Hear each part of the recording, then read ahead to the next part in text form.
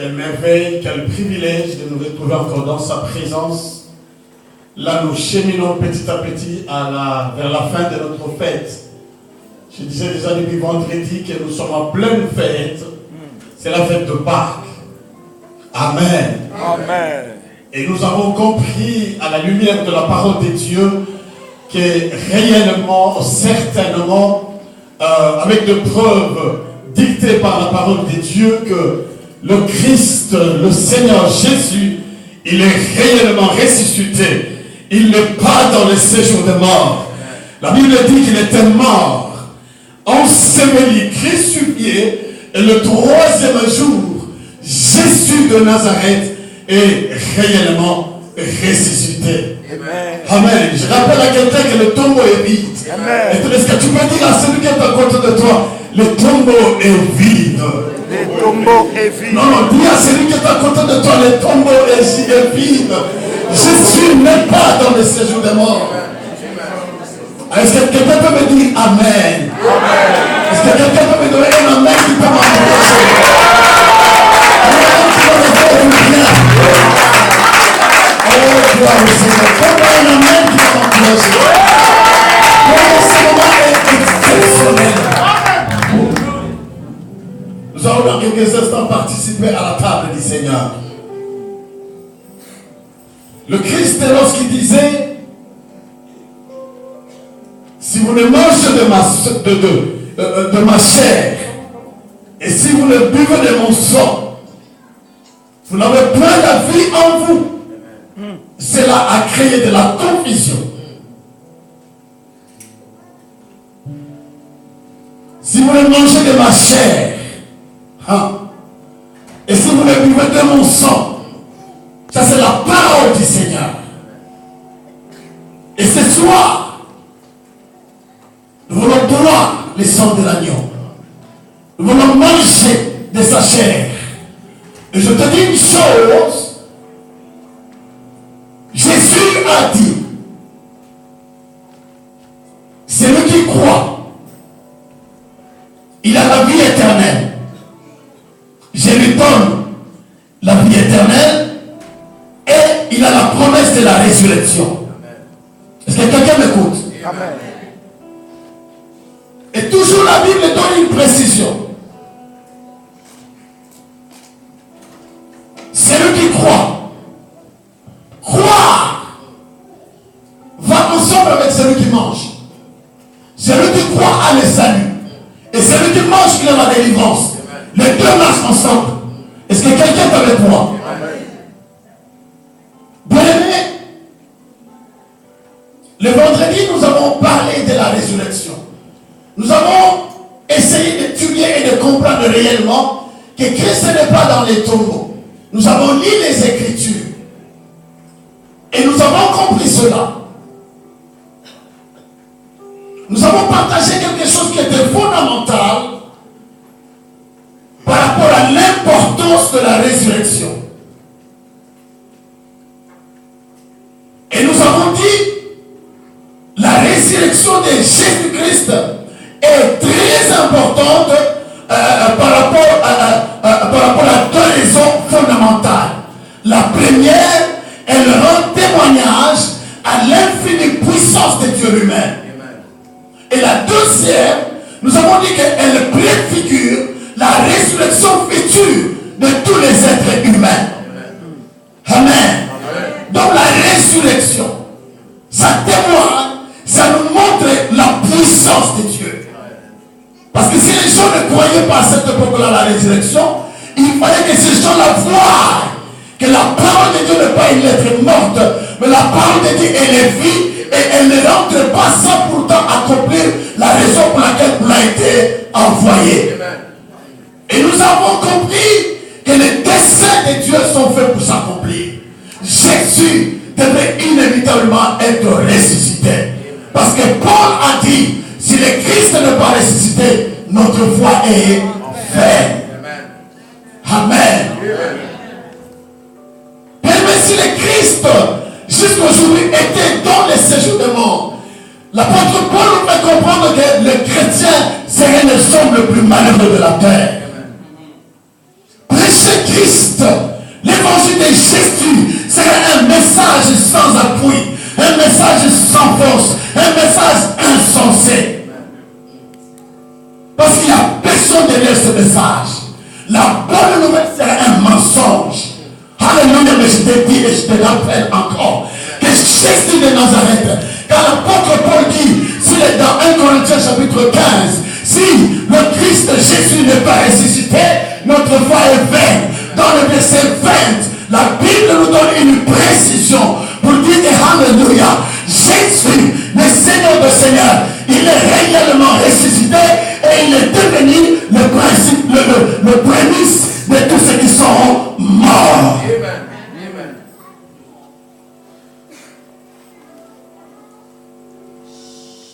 Bien aimé, je vais partager quelque chose de très important. Une conséquence positive de la résurrection. 2-3 points.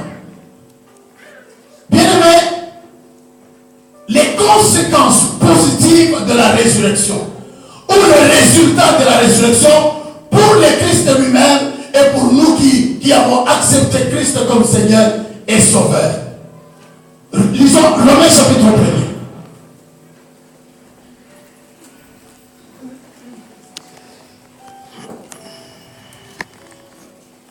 Romains chapitre 1er, verset 4.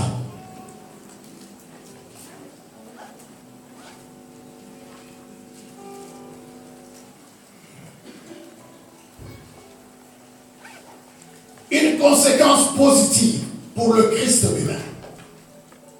La Bible dit, dans Romains chapitre 1er, verset 4, déclaré fils de Dieu avec puissance, selon l'esprit de sainteté, par sa résurrection d'entre les morts. Jésus-Christ, notre Seigneur. Amen. Amen. La première conséquence de la résurrection, Christ est notre Seigneur. Il est déclaré fils de Dieu avec puissance. Amen. Est-ce que je suis avec quelqu'un? Amen. Christ est déclaré fils de Dieu avec puissance. Amen. Vous voyez le mot déclaré ici? En grec, signifie tout simplement distinguer. Bien aimé, comme l'horizon sert de ligne de démarcation entre le ciel et la terre, la résurrection de Jésus le sépare, le distingue de tous les autres humains. Il est différent de tout. Il nous donne une preuve irréfutable qu'il est réellement le Fils de Dieu. Et 30 fois dans la Bible, ce mot Fils de Dieu est répété. Et ce mot Fils de Dieu identifie Jésus avec le Père et confirme encore sa divinité. Est-ce que quelqu'un est avec moi? Amen. Il est déclaré Fils de Dieu avec puissance. Bien que quand nous serons dans les évangiles, dans le livre de Matthieu chapitre 3 versets 16 et 17, nous voyons lorsque le Christ était sorti du seau de baptême, la Bible dit, alléluia, lorsqu'il était sorti de son baptême, la Bible dit que le ciel était ouvert. Il y avait l'esprit qui était descendu sous forme d'une colombe. Et une voix s'était fait entendre du ciel. Dieu a parlé. Il a dit, celui-ci est mon fils en qui j'ai placé toute mon affection. Dieu a déclaré ce jour-là. Mais ici la Bible dit, il a été déclaré fils de Dieu avant sa mort. Maintenant il est ressuscité, la Bible dit, il est déclaré fils de Dieu avec puissance. Est-ce que la bouteille faut comprendre? Donc la résurrection nous apporte des choses extraordinaires. Raison pour laquelle je vais t'amener sur un terrain de comprendre. Quelles que soient les épreuves que tu traverses, quelle que soit la maladie, quels que soient les événements difficiles, quel que soit, alléluia, les temps, les difficultés, les épreuves que tu es en train de vivre, bien-aimé dans le Seigneur, je vais te dire, alléluia, celui en qui tu as cru, il n'est pas n'importe qui. La Bible dit ressuscité. En tant que ressuscité, il est déclaré fils de Dieu avec puissance. C'est pour te ramener sur l'intérieur pour comprendre que, alléluia, ton problème est encore, alléluia, et sans issue devant le nom de Jésus.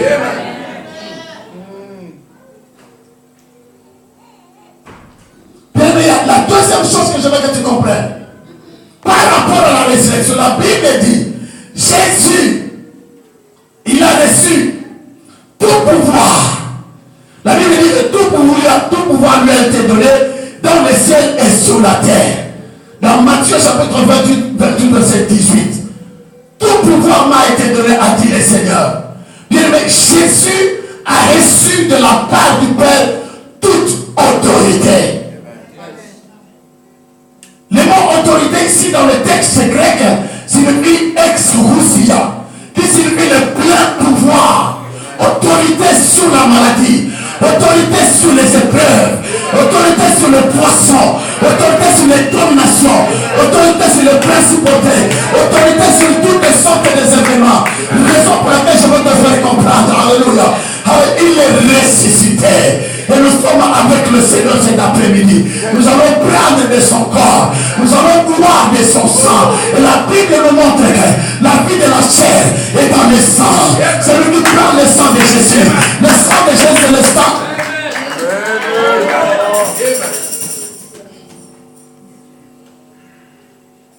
Bien-aimé dans le Seigneur, la Sainte Seine. La Bible dit que le Seigneur, il est assis à la droite de Dieu. Il est couronné de gloire et d'honneur.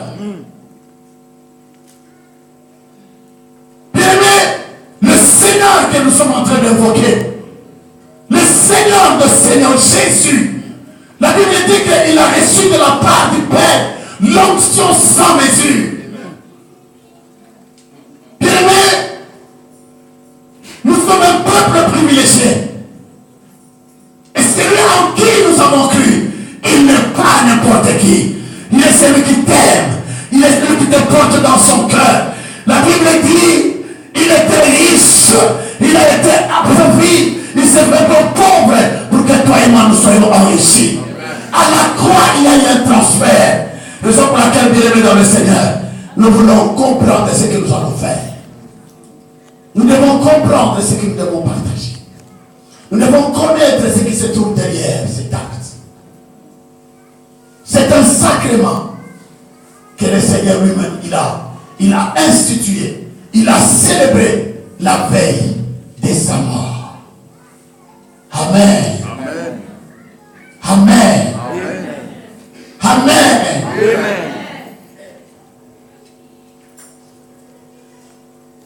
Si le Christ n'était pas mort, notre foi se révèle. Bien aimé dans le Seigneur, la résurrection a rendu possible notre salut. La résurrection de Christ a rendu possible notre délivrance. La résurrection de Christ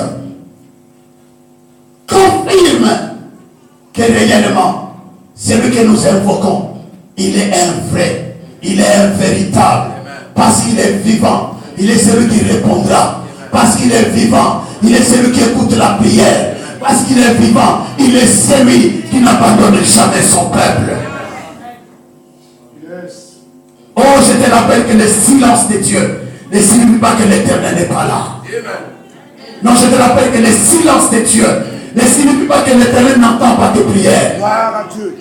Le silence de Dieu ne signifie pas que tu as été abandonné. Il est celui qui a dit, je ne t'ai pas donné le point. Je ne te délaisserai point. Il y a quelqu'un dans la Bible que j'aime. Il a dit, j'ai été jeune, j'ai vieilli. Je n'ai point vu l'Égypte abandonné et ni sa descendance mariée à son père. Non, non, non, tu n'as pas compris. Comme toi, tu as dit, j'ai été jeune, j'ai été petit enfant, j'ai été quelque part, j'ai été un bébé, j'ai prenais du lait, j'ai grandi, j'ai vieilli. Je n'ai point vu le juste abandonné, ni sa descendance mariée à son père.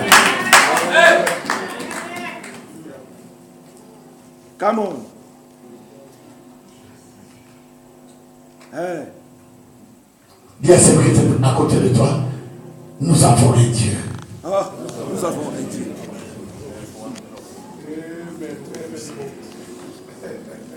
Il y a un peu de tous les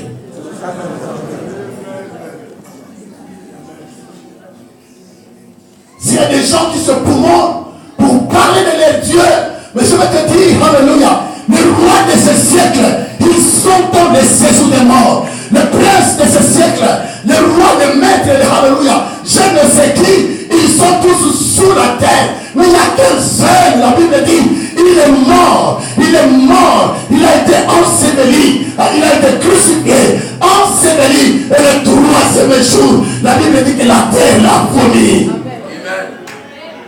Et c'est là, c'est Jésus de Nazareth. C'est notre Dieu. Amen.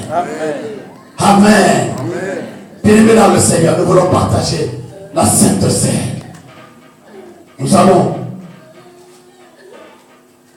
partager la Sainte Seine. Et bien-aimés dans le Seigneur, comme les pasteurs viennent de le dire tout à l'heure ici, il y a un mystère. Est-ce que je parle à quelqu'un? Il y a un mystère. Un mystère, c'est quelque chose qu'on a difficile à expliquer. Un mystère, c'est quelque chose qui n'est pas clair, mais qui a des effets extraordinaires. Amen. Amen. Manger de sa chair et boire de son sang, c'est se nourrir par la foi de sa personne offerte pour nous en sacrifice sur la croix. Manger le corps de Christ. Jésus répète que quiconque croit reçoit le salut, la vie éternelle et la certitude de la résurrection. Et celui qui mange et boit reçoit exactement le même grâce. Donc manger, c'est l'équivalent de croire. La Bible dit que si tu crois, tu verras la gloire de Dieu. Et je te dis encore cet après-midi, ce soir, si tu manges, tu verras aussi la gloire de Dieu.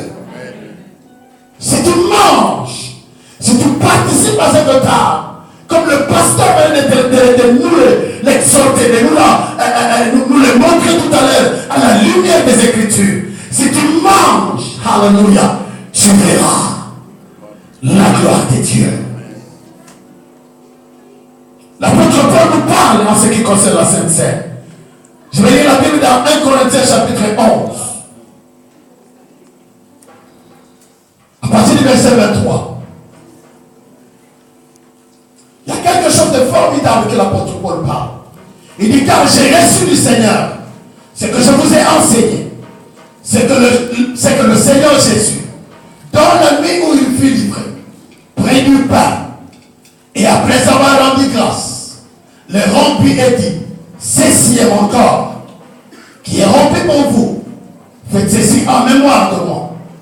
De même, après avoir soupé, il prit la coupe et dit, cette coupe est la nouvelle alliance en mon sang. Faites ceci en mémoire de moi toutes les fois que vous en boirez. Car toutes les fois que vous mangez ce pain et que vous buvez cette coupe, vous annoncez la mort du Seigneur jusqu'à ce qu'il vienne.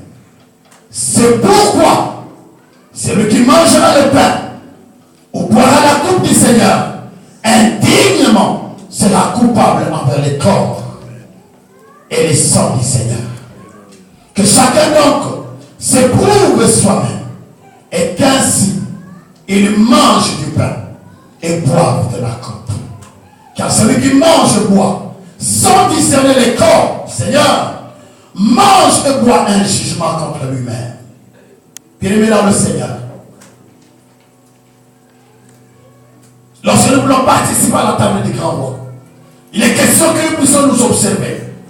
Il est question que nous prenions le temps de nous regarder en face d'un miroir. Quel est mon état d'âme? Nous avons cette opportunité de nous humilier devant le Seigneur. De dire, Seigneur, pardonne-moi. Je ne suis pas digne. Pardonne-moi, Seigneur, par rapport à ce que je fais, par rapport à ce que je suis. Car je suis animé de bonne volonté de participer à cette table. Seigneur, ayez pitié de moi. Donc pendant que nous sommes en train de nous préparer à participer à cette table, bien-aimés dans le Seigneur, que chacun prenne le temps de commencer à confesser au-dedans de lui. S'il y a quelque chose qui ne va pas, s'il y a un mal quelque part, où tu connais, répands-toi devant le Seigneur. Demande pardon à Dieu. La Bible dit, si nous confessons nos péchés, il est juste, il est fidèle pour nous pardonner et de nous purifier de toute iniquité. Bien-aimés dans le Seigneur, la volonté de Dieu est que les pécheurs ne meurent point, mais plutôt qu'ils se répandent.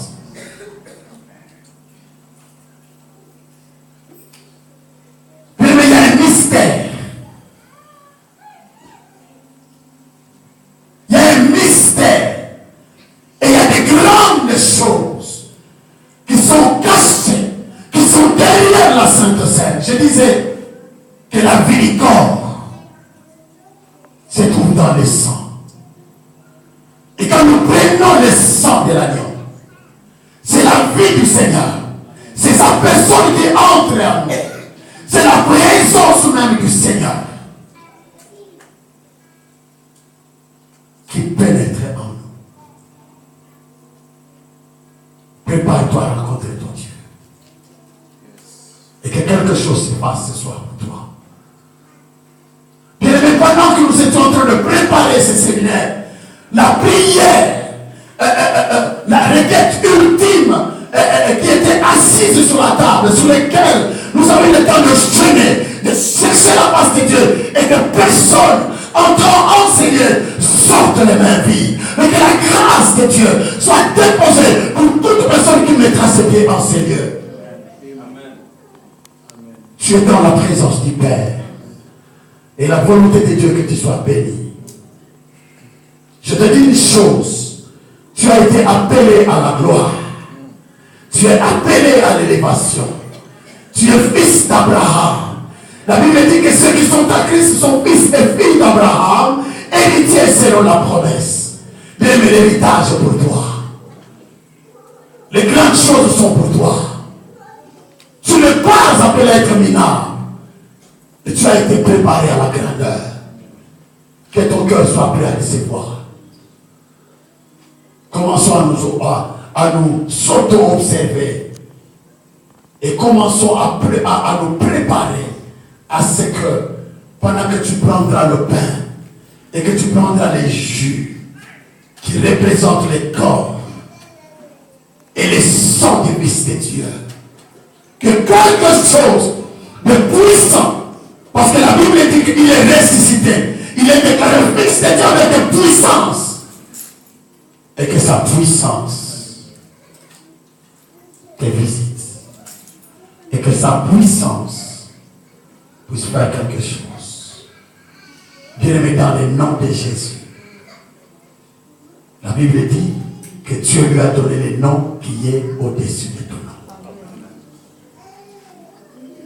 Il lui a donné ce nom afin que tout chez nous fléchisse à la terre, sous la terre et dans le ciel, et que toute langue confesse qu'il est le Seigneur, à la gloire de Dieu le Père.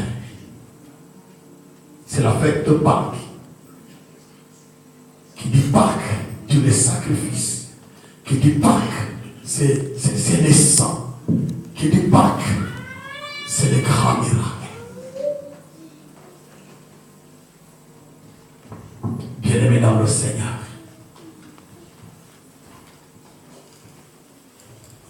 je vais demander à Maman Lynn de s'approcher avec Maman Émilie, ensemble de s'approcher.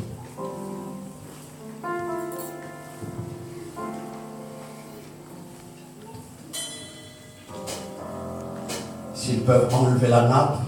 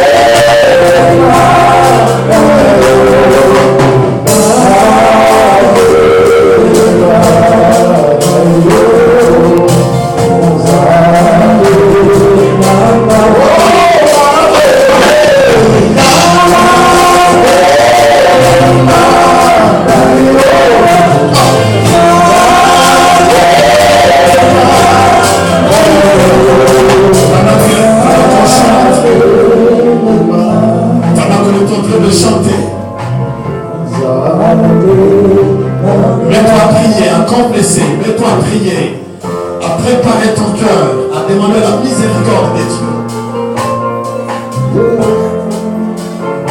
Mets-toi à prier, mon frère.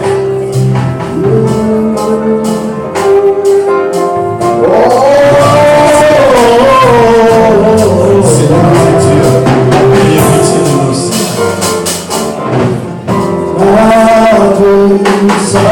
Alléluia. Alléluia.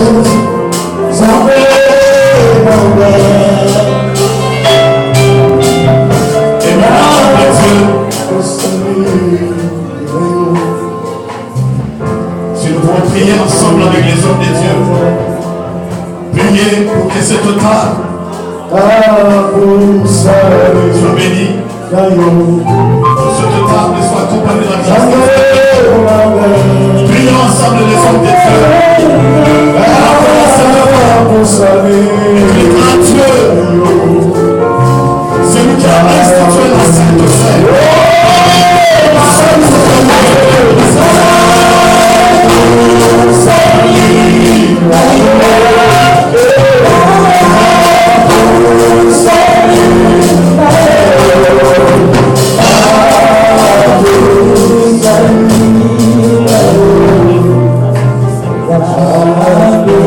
Nous allons nous lever, s'il vous plaît, devant nous.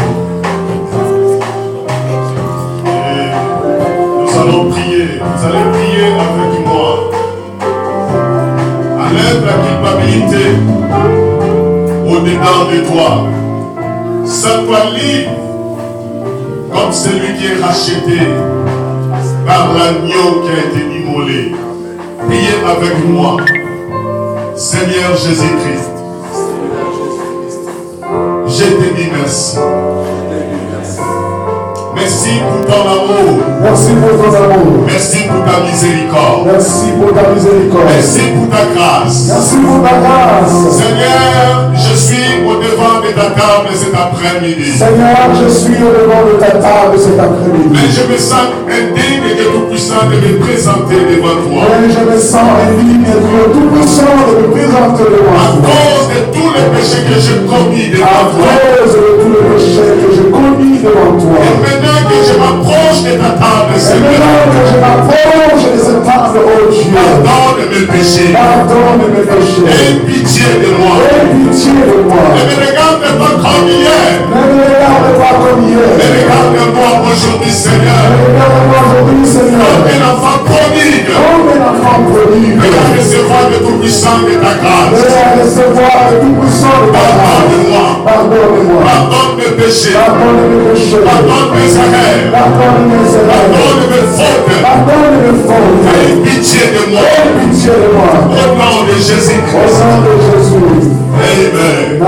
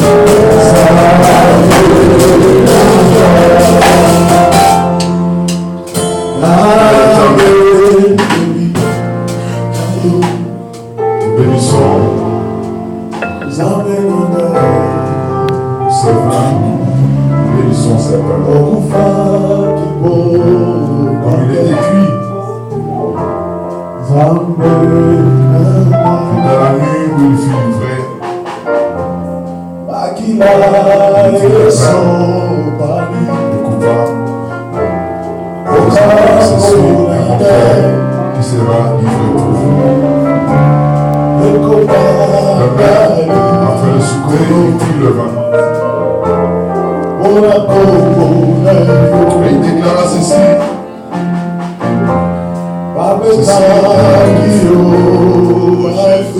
La nouvelle alliance.